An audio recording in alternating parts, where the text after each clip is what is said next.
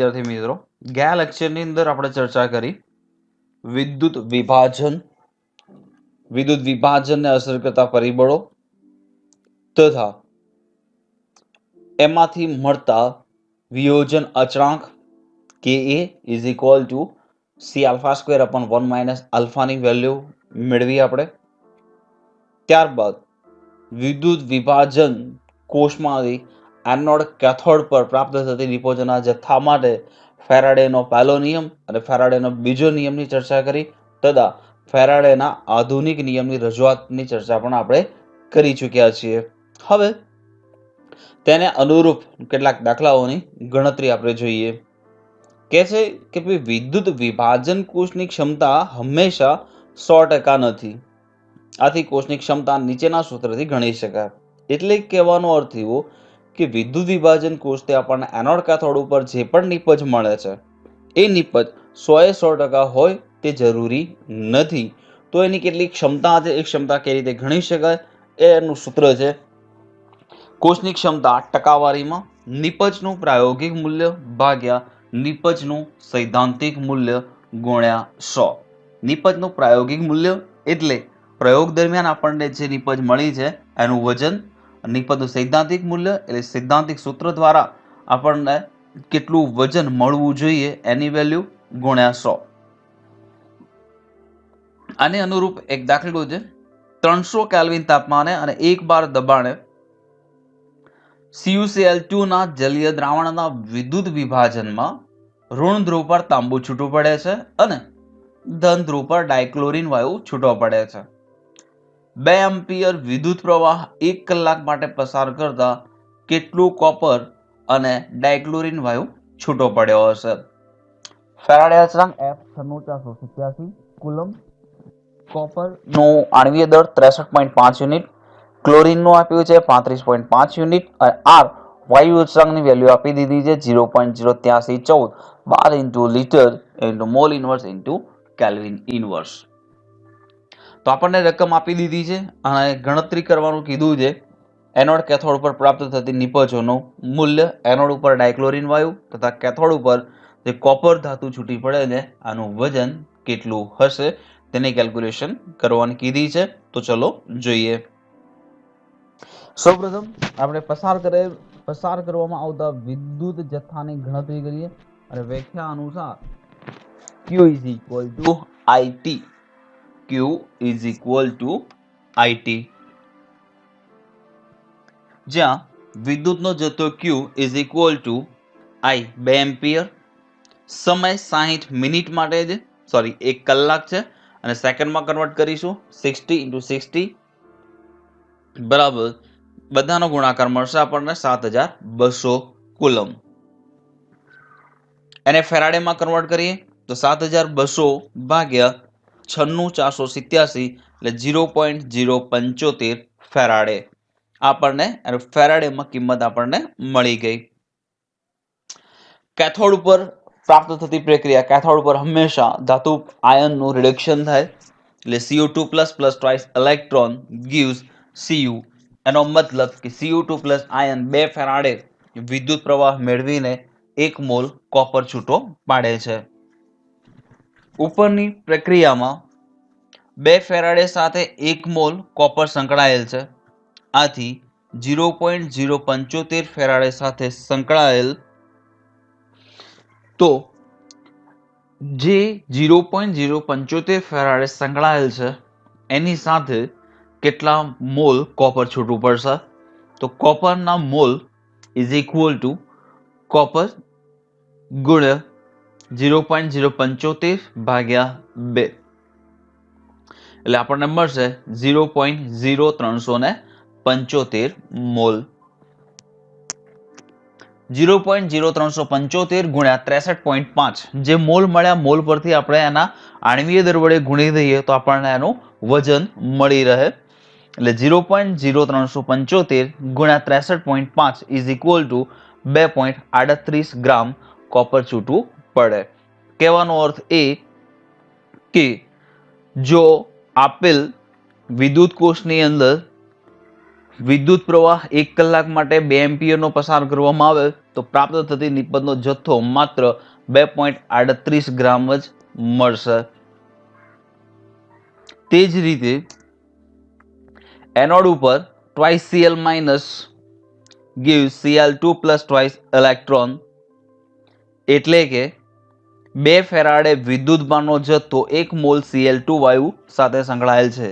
સમીકરણ પરથી આપણે જોઈ શકીએ કે 2 ફેરાડે વિદ્યુત પ્રવાહ પસાર કરો ત્યારે તમને માત્ર 1 મોલ ક્લોરીન વાયુ મળે છે. આથી આપણે આગળ કેલ્ક્યુલેશન કરી દીધી છે વિદ્યુતભારનો જથ્થો કેટલો પસાર કરવો પડે છે, કેટલો કરવામાં આવ્યો છે તો એ છે 0.075 ફેરાડે સાથે Cl2 વાયુ જે સંકળાયો છે એની વેલ્યુ મળશે 1 × 0.075/2 એટલે 0.0375 મોલ Cl2 એની સાથે સંકળાયેલો હશે. પરંતુ Cl2 એ વાયુ સ્વરૂપ છે, આથી તેનું કદ લીટરમાં માપવું પડશે. તો એના માટે આપણે વાત કરીશું આદર્શ વાયુ સમીકરણને. PV = nRT, 300 કેલ્વિન તાપમાને અને 1 બાર દબાણે Cl2 વાયુનું કદ 0.0375 ગુણ્યા R ની વેલ્યુ 0.0314 ગુણ્યા T 300 કેલ્વિન તાપમાન ભાગ્યા દબાણ P 1 બાર, જે મળશે 0.9353 લીટર. તો અહીં કદ આપણને લીટરમાં મળી ગયું, જ્યારે દબાણ કોપરનો જથ્થો આપણને ગ્રામમાં 2.38 ગ્રામ કોપર મળે છે. આગળ ચર્ચા કરીશું આપણે વિદ્યુત વિભાજનથી પ્રાપ્ત થતી નિપજો કયા પ્રમાણમાં મળે, કઈ રીતે નિપજ મળે અને કેટલી રીતે નિપજ આપણને પ્રાપ્ત થાય છે, એનો આધાર કોની પર રહેલો છે વગેરે જેવી બાબતોનો અભ્યાસ આપણે હવે પ્રાપ્ત કરીએ.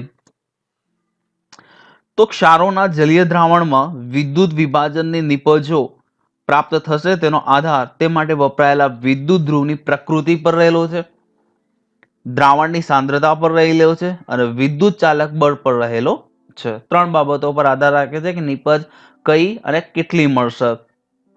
તો એક વિદ્યુત ધ્રુવોની પ્રકૃતિ, જે આપણે શરૂઆતમાં શીખી ગયેલા છે, સક્રિય વિદ્યુત ધ્રુવ, નિષ્ક્રિય વિદ્યુત ધ્રુવ અને વાયુરૂપ વિદ્યુત ધ્રુવ. પછી દ્રાવણોની સાંદ્રતા વધુ છે કે ઓછી છે એને આધારે અને એની અંદર પસાર કરેલા વિદ્યુતભારના જથ્થાને આધારે આપણને એના નિપજો પ્રાપ્ત થતી હોય છે. આ વિધાનનું સમર્થન કરતા ઉદાહરણો નીચે મુજબ છે. NaCl નું વિદ્યુત વિભાજન જોઈએ. એમાં પીગાળેલા NaCl નું વિદ્યુત વિભાજન, પિગલિત NaCl નું વિદ્યુત વિભાજન સ્ટીલ, કેથોડ અને ગ્રેફાઇટના એનોડ વડે કરવામાં આવે તો કેથોડ ઉપર સોડિયમ ધાતુ રિડક્શન પામે છે અને એનોડ ઉપર ડાયક્લોરીન વાયુ ઓક્સિડેશન પામે છે. અહીં એનોડ કેથોડની પસંદગી અને ત્યાં આગળ પ્રાપ્ત થતી નિપજ કઈ મળશે એ બાબતનું ખાસ ધ્યાન રાખવું જરૂરી છે. પ્રક્રિયા જોઈએ કુલ પ્રક્રિયા. NaCl gives Na plus Cl minus. તો એનોડ ઉપરની જે ઇક્વેશન છે યાદ રાખીશું, એનોડ પર હંમેશા ઇલેક્ટ્રોન ગુમાવાય છે. તો ઇલેક્ટ્રોન કોણ ગુમાવી શકે? તો કહે છે કે જેનો ચાર્જ વધુ હશે તે, જે નેગેટિવ ચાર્જ ધરાવતા હશે અથવા તો જેની જોડે વધારાના ઇલેક્ટ્રોન છે એ એનોડ ઉપર રહેશે. અને કેથોડ ઉપર ઇલેક્ટ્રોન મેળવવાના હોવાથી જે ધનભારિત છે અથવા તો જે ઇલેક્ટ્રોનની ઉણપ ધરાવે છે તેવા ઘટકો આપણને કેથોડ ઉપર મળશે. તો એ ક્લોરીન વાયુ એનોડ ઉપર મળે છે. Cl minus gives 1/2 Cl2 plus electron. તો એ ક્લોરીન એક ઇલેક્ટ્રોન શું કરે છે? ગુમાવે છે કે જે એણે વધારાનો મેળવેલો છે Cl minus સ્વરૂપે. કેથોડ ઉપર Na plus electron gives Na એક ઇલેક્ટ્રોન મેળવી ધનાયન તટસ્થ બને છે અને સોડિયમ ધાતુ આપણને પ્રાપ્ત કરાવે છે. આમ પિગલિત NaCl નું સ્ટીલના એનોડ કેથોડ વડે વિદ્યુત વિભાજન કરવામાં આવે તો એનોડ ઉપર ડાયક્લોરીન વાયુ અને કેથોડ ઉપર સોડિયમ ધાતુ છૂટી પડે છે. હવે જોઈએ NaCl ના મંદ જલીય દ્રાવણનું વિદ્યુત વિભાજન. NaCl ના મંદ જલીય દ્રાવણનું વિદ્યુત વિભાજન ગ્રેફાઇટના વિદ્યુત ધ્રુવો વડે કરતા સંપૂર્ણ પ્રક્રિયામાં ફક્ત પાણીનું જ વિદ્યુત વિભાજન થઈ કેથોડ ઉપર ડાયહાઇડ્રોજન વાયુ અને એનોડ ઉપર ડાયઓક્સિજન વાયુ છૂટો પડે છે અથવા તો ઉત્પન્ન થાય છે. અહીં જે આગળ આપણે EMF શ્રેણીનો અભ્યાસ કર્યો છે એનો ઉપયોગ અહીંયા આપણે કરીશું કે મંદ દ્રાવણમાં Cl માઇનસ આયનની સાંદ્રતા ઓછી હોવાથી એનોડ ઉપર તેનું ઓક્સિડેશન થવું મુશ્કેલ છે. તેથી Cl2 ને બદલે ડાયઓક્સિજન O2 મળે છે. તેવી જ રીતે કેથોડ ઉપર સોડિયમ ધાતુનું રિડક્શન થવું મુશ્કેલ છે પાણીની સાપેક્ષે. આથી Na+ ને બદલે H2O ના રિડક્શનથી ત્યાં ડાયહાઇડ્રોજન વાયુ મળે છે અને દ્રાવણમાં OH- આયન બને છે. સમીકરણ એનોડનું H2O gives 1/2 O2 plus twice H plus twice electron. તો અહીં એક ઓક્સિજન 2 ઇલેક્ટ્રોન મુક્ત કરે છે જે એનોડ તરીકે વર્તે છે. એટલે કે એનોડ ઉપર H2O ના ઓક્સિડેશનથી ફરજિયાતપણે આપણને ડાયઓક્સિજન વાયુ છૂટો પડે છે. કેથોડનું equation 2H2O gives plus twice electron gives H2 plus 2OH minus. તો અહીં આપણને 1 મોલ હાઇડ્રોજન વાયુ છૂટો પડે છે H2 સ્વરૂપે. એટલે અહીં NaCl ના મંદ જલીય દ્રાવણના વિદ્યુત વિભાજન એ ખરેખર NaCl નું વિદ્યુત વિભાજન નથી પરંતુ પાણીનું વિદ્યુત વિભાજન છે અને પાણીના વિદ્યુત વિભાજનથી આપણને એનોડ ઉપર ડાયઓક્સિજન અને કેથોડ ઉપર ડાયહાઇડ્રોજન વાયુ પ્રાપ્ત થાય છે.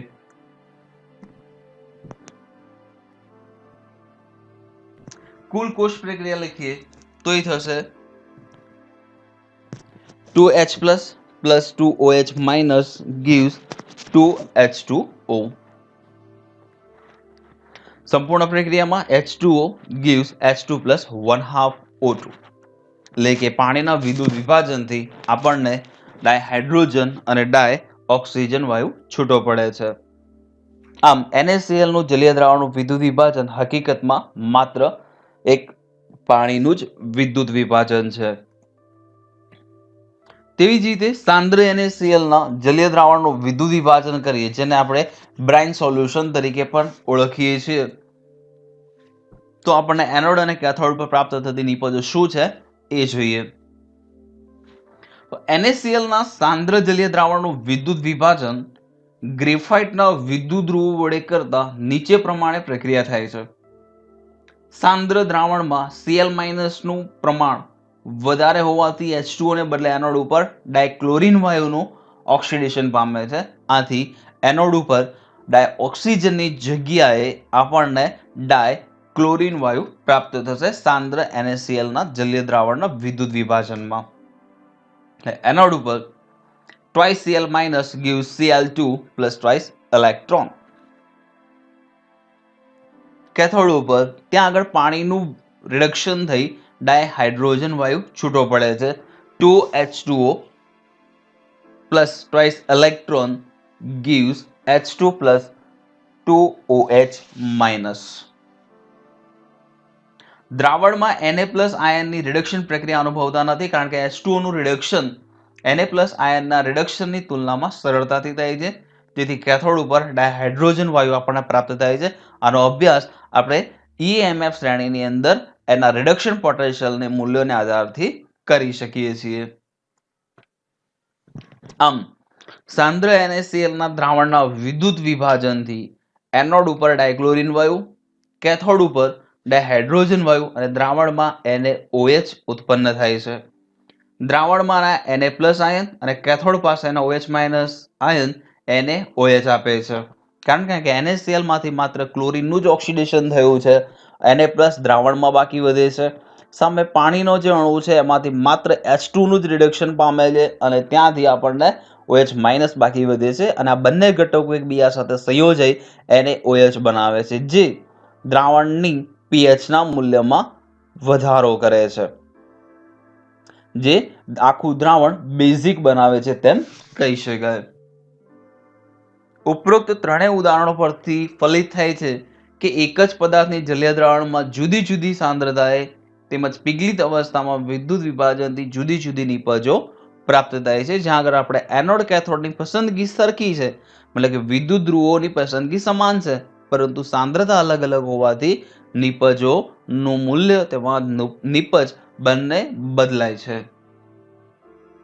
વાત કરીએ કોઈ એક બીજા ઉદાહરણની, એ છે Na2SO4 સોડિયમ સલ્ફેટ ના જલીય દ્રાવણનું વિદ્યુત વિભાજન. અહીં સોડિયમ સલ્ફેટ ના મંદ જલીય દ્રાવણનું વિદ્યુત વિભાજન ગ્રેફાઇટના વિદ્યુત ધ્રુવો વડે કરતા સંપૂર્ણ પ્રક્રિયામાં ફક્ત પાણીનું જ વિદ્યુત વિભાજન થાય છે, જેવી રીતે મંદ NaCl ના જલીય દ્રાવણમાં થતું હતું. એનોડ ઉપર ડાયોક્સિજન વાયુ અને કેથોડ ઉપર ડાયહાઇડ્રોજન વાયુ ઉત્પન્ન થાય છે. H2O ની તુલનામાં Na+ આયનનું રિડક્શન અને સલ્ફાઇડ આયનનું ઓક્સિડેશન મુશ્કેલ હોવાથી આ ઘટકો ત્યાં પ્રક્રિયા અનુભવતા નથી, એટલે માત્ર ને માત્ર પાણીનું જ વિદ્યુત વિભાજન થઈ એનોડ ઉપર ડાયોક્સિજન અને કેથોડ ઉપર ડાયહાઇડ્રોજન વાયુ છૂટો પડે છે. એનોડની equation H2O gives 1/2 O2 plus 2H plus twice electron. Cathode 2H2O plus 2 electron gives H2 plus 2OH minus. જેવી રીતે NaCl માં જે ઇક્વેશન આપણે સમજ્યા એ જ ઇક્વેશન સેમ એઝ એવી જ રીતે અહીંયા પણ આપણે સમજી શકીએ છીએ. કુલ કોષ પ્રક્રિયા લખીએ તો twice H plus 2OH minus gives 2H2O અને સંપૂર્ણ પ્રક્રિયામાં માત્ર પાણીનું જ વિદ્યુત વિભાજન થઈ H2O gives H2 plus 1/2 O2 એટલે કે ડાયોક્સિજન અને ડાયહાઇડ્રોજન અનુક્રમે એનોડ અને કેથોડ ઉપર છૂટા પડે છે.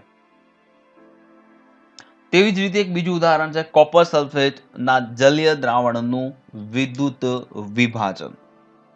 અહીં ધ્યાન રાખીશું વિદ્યાર્થી મિત્રો, જ્યારે NaCl નું ઉદાહરણ લીધું ત્યારે આપણે વિદ્યુત ધ્રુવો સમાન રાખી સાંદ્રતાનો ફેરફાર કર્યો હતો. અહીં આપણે વિદ્યુત ધ્રુવોને બદલીને ચકાસી જોઈએ કે એને આધારે નિપજોની અંદર કોઈ ફેરફાર થાય છે કે કેમ.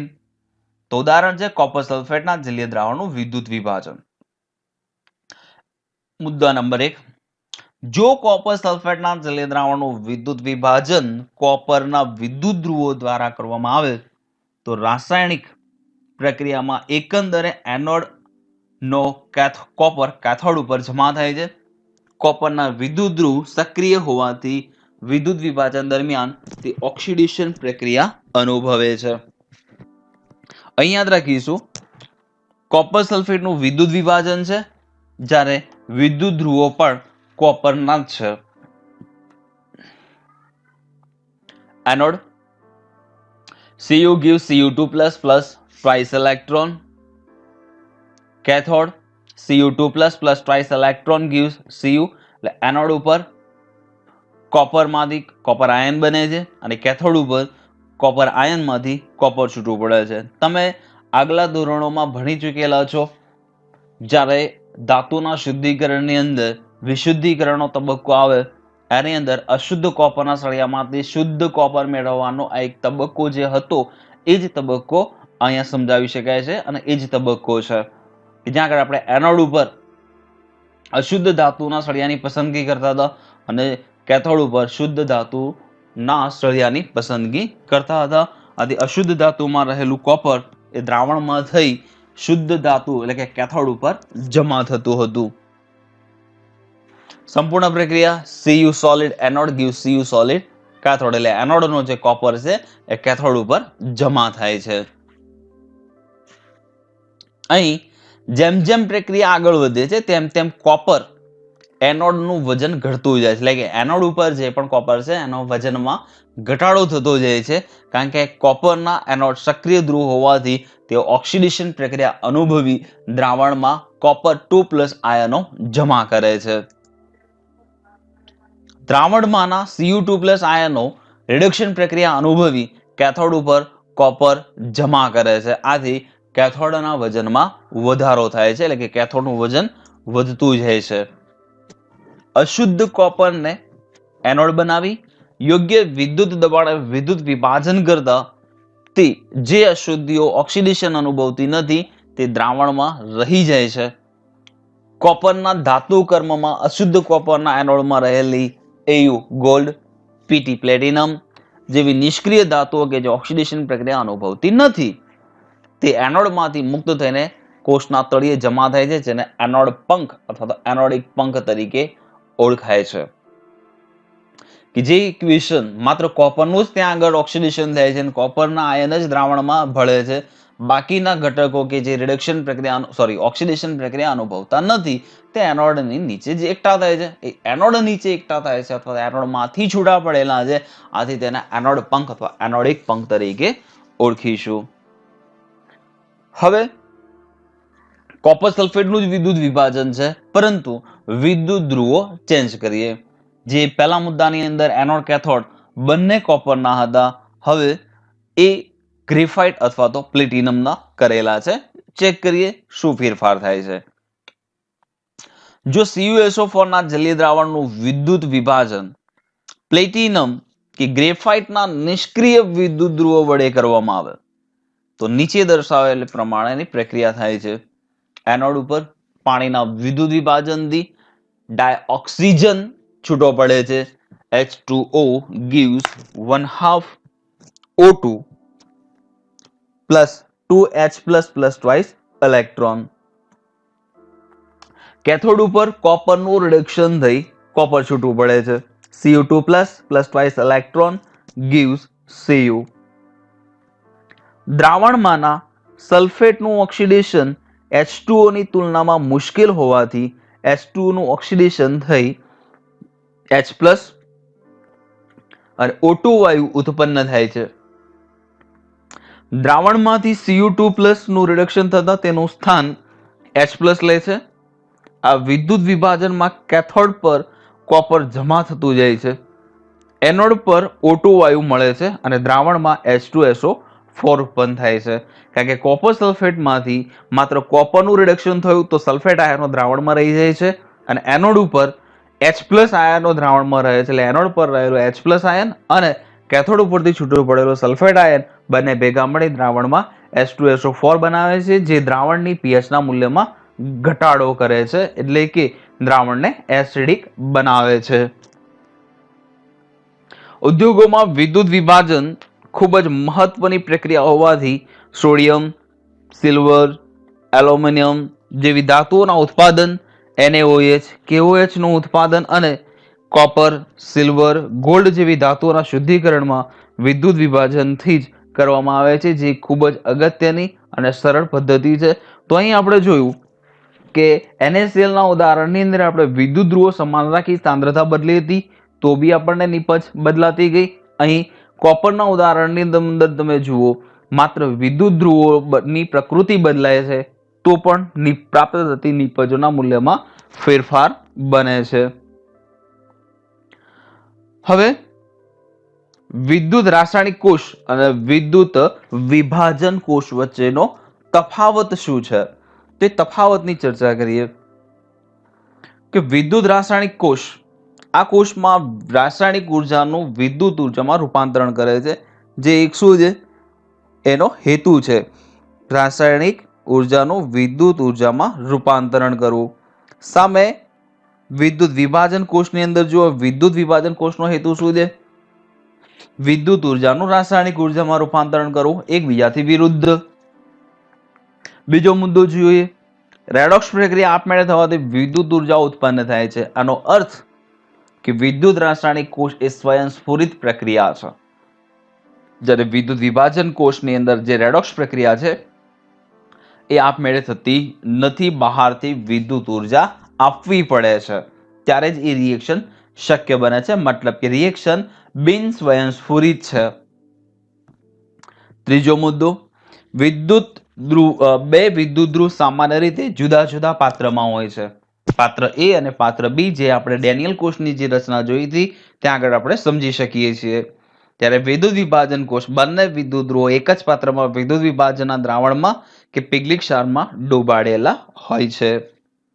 મુદ્દા નંબર 4, જે વિદ્યુત ધ્રુવ પર રિડક્શન થાય છે તેને કેથોડ કહે છે અને જે વિદ્યુત ધ્રુવ પર ઓક્સિડેશન થાય છે તેને એનોડ કહે છે. એટલે કે જે વિદ્યુત ધ્રુવ પર રિડક્શન થતું હોય તેને કેથોડ અને ઓક્સિડેશન થતું હોય તેને એનોડ કહેવાય છે.